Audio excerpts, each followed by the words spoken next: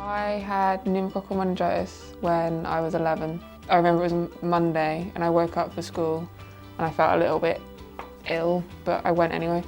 And then by lunchtime, I had to come home. Someone came in and I had to check if I had a stiff neck and a rash and problems with bright lights, and I was fine. So my mum thought I had the flu, but she slept on my bedroom floor, luckily, and she found me at 3 o'clock in the morning unconscious and phoned 999, and if she hadn't, I wouldn't have made it. The meningitis led to encephalitis and hydrocephalus, so I had to have a tube put in to drain out the fluid. From my point of view, I fell asleep on a Monday, woke up in a children's ward and got told it was Tuesday, so I thought it was the next day, and then through a series of events established it had been a week. Because they said there was damage to mood and memory, so my parents assumed that if there was damage it would be really apparent, but I knew who they were and I could talk, I could walk, so we thought I was okay. It wasn't until I went back to school about 6 months later, full-time, that it became apparent that it wasn't. So I got left with an acquired brain injury, but it's very much based on fatigue. So I can start off the day an A-grade student who could talk and could answer questions and engage socially, and then by 2 o'clock I couldn't remember how to get home or what my name was. I didn't know anyone who'd had a brain injury. It was completely new to me,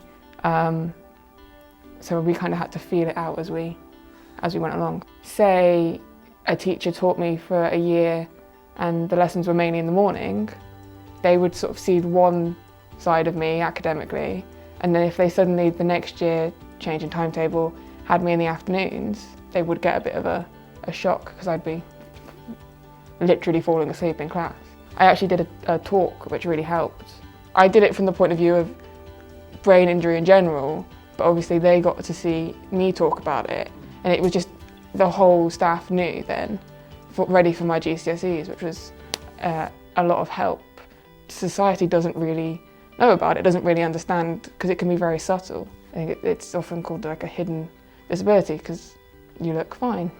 We have this sort of huge chasm between my experience and their experience. So when I tell the story of me being ill, I can go into great detail and numbers, and it didn't really happen to me, so I'm not connected to it. But for my family, it was huge. And my older sister was 16, she was doing her GCSEs. My little sister, who is like my best friend, she was only 9, and my parents had to make the decision for her to come and visit me. They didn't know if I was going to make it, or if I did, how severe the damage would be. So instead of Louise being here one week and then potentially not, or potentially massively different the next, they had to kind of, so that she knew what was going on, she understood how severe it was. But then Meningitis Now have paid for art therapy for her, they've paid for therapy for me. Because when we first realised I had a brain injury, it was because I wasn't managing it, because I didn't know what was going on. It was really severe, like I was getting off my school bus at the wrong stop and forgetting how to get home, or I was forgetting who was in the house. It was suddenly really scary. But then in time, learning how to manage it, stuff like that hasn't happened since, because I've sort of gotten better at dealing with it. Up until probably last year, I never saw myself as somebody who had meningitis. I was somebody with a brain injury, and then I'd tell somebody and they'd say, well, how did that happen? I got invited to go on it was called a Believe and Achieve weekend. It was one of these things where you go abseiling and jump off towers and crazy stuff. And doing that, it suddenly dawned on me. And I think being 18 as well, something in my brain had sort of triggered, and I did suddenly feel extremely emotional about being ill. And that was when I asked about counselling, and they paid for it. And then I just got the letter through. I think it was just talking to some of the staff on that weekend,